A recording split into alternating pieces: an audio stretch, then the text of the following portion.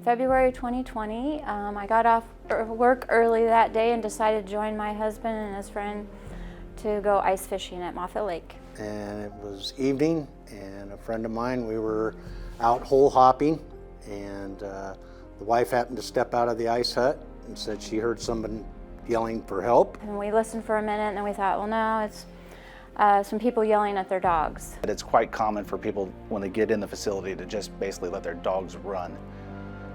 And so it's common for us to hear the same thing being repeated time and time again, and it's usually somebody just looking for their dog that they let out of the vehicle. The wife said, no, that sounds like somebody yelling for help. So we stopped what we were doing to listen closely, better, and sure enough, it was somebody yelling for help. I instantly just ran into the ice shack, grabbed my phone. Took off running across the ice where I heard the yelling. I go back to my sled. I dumped the contents that was in the sled out and took off across the ice. I didn't have cleats on my snow boots, so I had to just scoot across the ice while I was talking to the gentleman and at 911.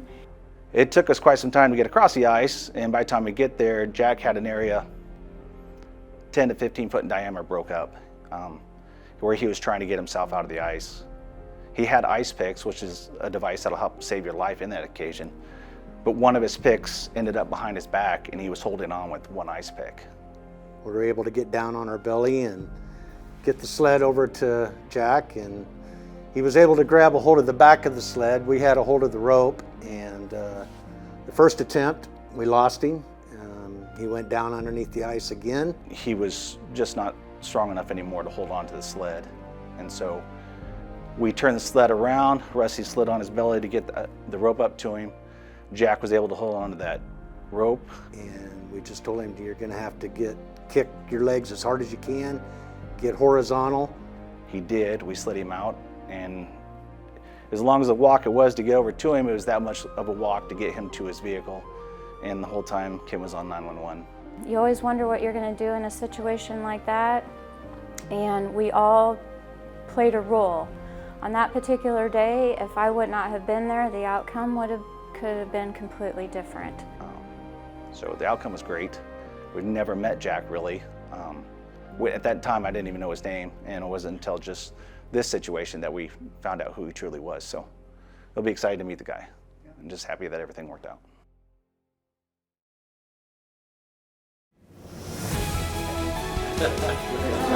Jack? You and you.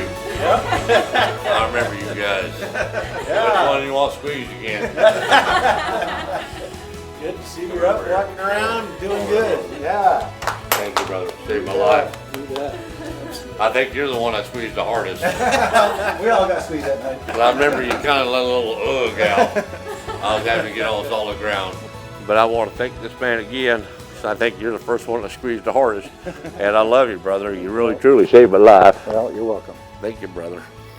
Thank you, brother. You truly saved my life. And thank you, missus, for doing what you did. And trying not to get choked up. I didn't want to relive this night today, but that's what happened to me.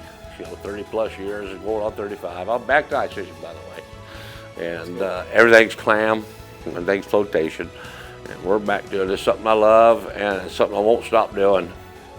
And by the grace of God, these fine folks are here, and these two gentlemen put themselves in their own peril to save my life. And grace be to God for that.